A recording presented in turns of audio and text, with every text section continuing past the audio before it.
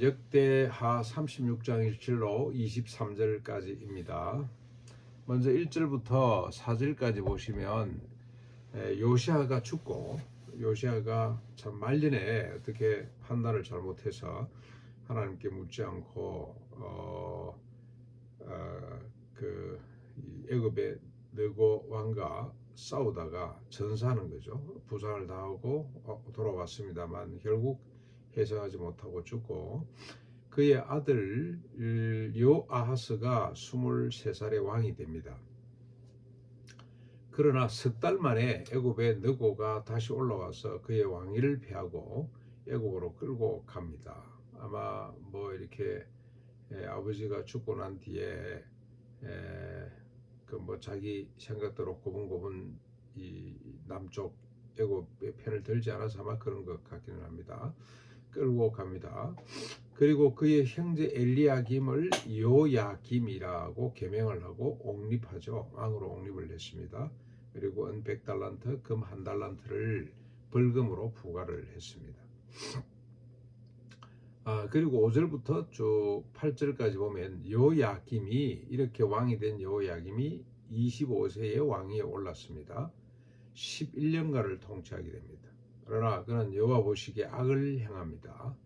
바벨론 느부갓네살이 이번에 와서 그를 치고 쇠사슬로 결박하여 바벨론으로 압송하게 됩니다. 형은 애굽으로, 동생은 그리고 또 바벨론으로 압송이 되려, 이때 성전 기구들도 자기 많이 갈취해서 자기 신전으로 옮깁니다.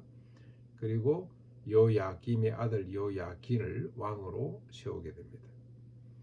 9절부터 10절 보면 요야긴이 8세의 왕이 올라서 석 달 열 동안 머무르는데 여호와 보시기에 악을 행하였더라. 어린 나이에 뭘 알겠습니까? 요야긴이 악했다기보다는 그를 옹립하는 척건들이 완악했다, 그렇게 보시면 되겠죠. 이쯤 되면 하나님 죄송합니다, 하나님 잘못됐습니다 하고 뉘우치고 하나님 앞에서 자신을 다시 추스리고 해야 되는데 그러질 않고 여전히 완악하게, 이 완악함은 다른 거 아닙니다. 자기 생각대로 이쪽부터 다 저쪽부터 다. 지금 아마 조정에서는 상당한 이런 논란이 있었을 겁니다. 우리가 애굽에 붙어야 된다. 아니다. 바벨론은 지금 신흥강국으로 부상하고 있는데 바벨론에 붙어야 된다.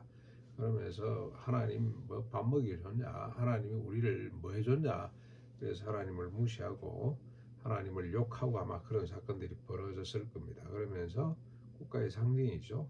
어린 요야긴을 또 폐위하는 거죠. 다시 느부갓네살이 이 요야긴을 끌고 가면서 성전 그릇들과 함께 탈취하고 요야긴, 내 숙부이죠, 시드기야를 왕으로 옹립하게 됩니다. 또 이 어린 요야긴이 이제 다시 또 바벨론으로 끌려가게 됐습니다. 자, 그리고 11절부터 쭉 21절까지 보면 시드기야가 21세에 즉위하여 11년간을 통치하게 됩니다. 그는 하나님 앞에 악을 행하게 됩니다. 정치적으로 상당히 혼란스럽고 외교적으로 여기 붙었다 저기 붙었다 그냥 갈팡질팡 하는 거죠. 하나님을 의지하고 하나님 앞에 무릎 꿇고 하나님만 바라봐야 되는데 그렇지 않았습니다. 선지자 예레미야가 여호와의 말씀을 읽어도 그 앞에 겸손하지 아니했더라. 오히려 느부갓네살 왕이 하나님을 가리켜 맹세하게 합니다. 왕을 의지하라고, 네 하나님을 의지하라고 갈팡질팡하지 말고 제발 좀 애굽에 붙었다 하지 말고 하나님만 의지하라고 그렇게 충고를 합니다마는, 그러나 시드기야가 목이 곧아서 마음을 완악하게 하여 하나님께로 돌아가지 아니합니다. 그러므로 제사장 우두머리들, 종교 지도자들이 되겠죠. 백성들이 크게 범죄하여 이방에 가져간 일을 따라서 성전을 더럽히게 됩니다. 하나님 말씀이 들어오는 게 아니고 사라지고 자꾸 이방의 논리, 이방의 종교 철학, 그때 막 뒤범벅이 된 시대이기 때문에 이방의 종교 즉 가르침이 성령 안으로 들어왔다 이렇게 보시면 되겠죠. 결국 뭡니까? 하나님이 이 역사의 주인이라기보다는 힘이 있어야 된다. 힘, 군사력, 이런 거 실리, 이런 것들을 들어서 하나님을 무시하게 된 겁니다. 네, 하나님 여호와께서 그의 백성과 극거하시는 곳을 아끼사 부지런히 그의 사신들을 보내셨지만 하나님의 사신들을 비웃고 그의 말을 멸시하고 그 선자들을 욕하게 됩니다.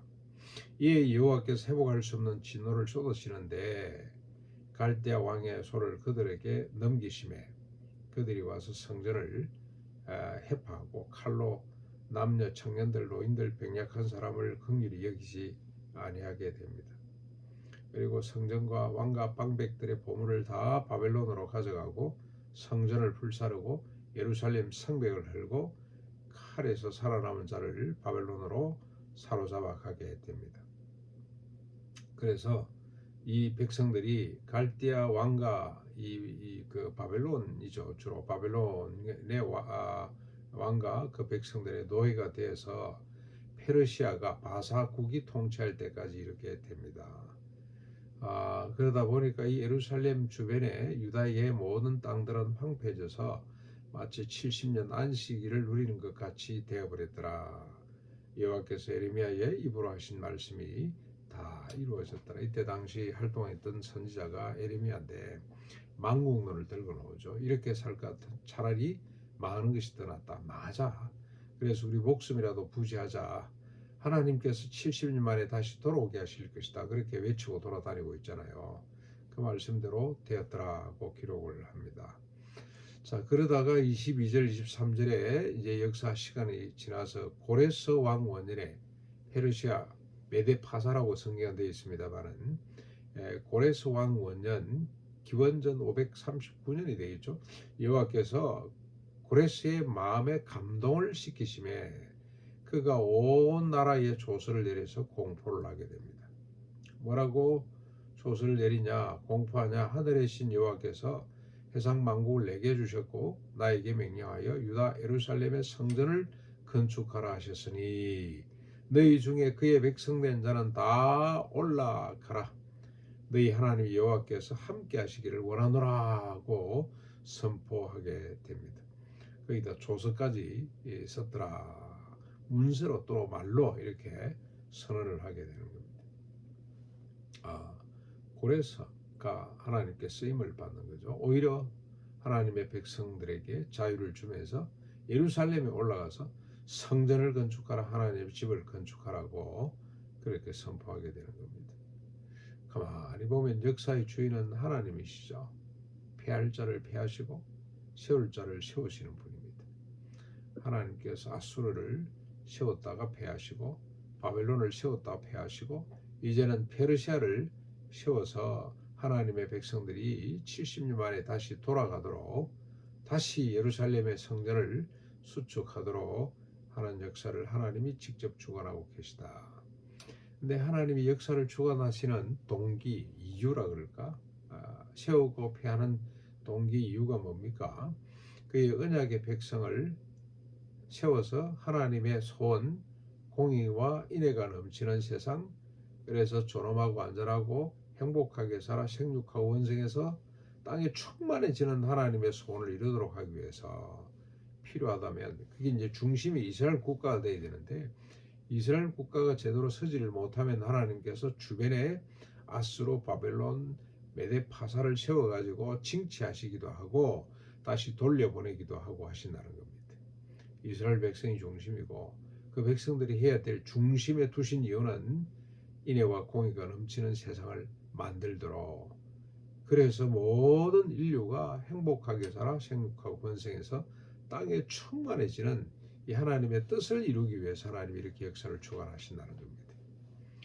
오늘도 우리가 하루를 사는데 그냥 단순하게 먹고 사는 것이 아니고 이 하나님의 뜻에 맞추어서 살아야 됩니다.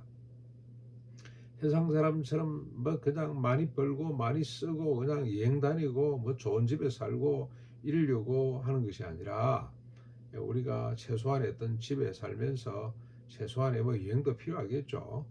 그렇지만 그러지만 우리 중심은 하나님 중심, 공의와 인애가 넘치는 세상을 만들기 위해서 죗돌 하나라도 옮겨놓는 심정으로, 연세가 드신 분들은 뭐 우리가 무슨 일을 하겠냐, 그래서 자기 몸 보존하는데 그냥 시간을 다 쏟고 그러는데, 그러지 말고 죽는 날까지 하나님의 나라, 공의와 인애가 넘치는 세상을 만드는, 그래서 이 세상의 모든 사람이 행복해지도록 하는 이 일에 자그마한 돌멩이 하나라도 옮기는 심정으로 오늘도 최선을 다하는 것이, 이게 신앙의 모습이라는 겁니다.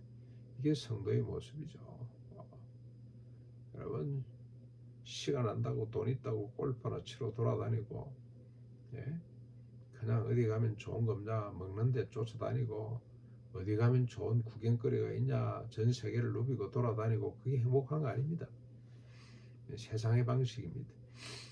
집 늘리고 재산 늘리고 주식 투자해서 돈 벌고 무슨 뭐 갭 투자니 뭐 온갖 세상 사람들 바쁘고 분주하게 그렇게 살아가는 모습, 또 뭐 열심히 공부해서 출시하고 성공하고, 그런 가치를 쫓는 것이 아니라 오늘도 수박하고 참 세상 사람들이 볼 때는 아무것도 아닌 것 같지만은, 누가 그냐의 가치를 쫓는 것이 아니라 돌이켜 이 가치, 이 방향으로부터 돌이켜 낮은 자, 겸손한 자, 주변을 살피고 섬기는 자로 하나님의 뜻을 이루며 살아가는 우리가 될 때, 하나님께서 우리를 붙드시고 마치 다윗을 붙들어서 온 열국의 중심이 되도록 하시는 것처럼 하나님이 역사하여 주실 줄로 믿습니다. 주변 열국이 하나님을 두려워하게 되고 평화가 깃들게 되는 역사가 나타나게 될 줄로 믿습니다.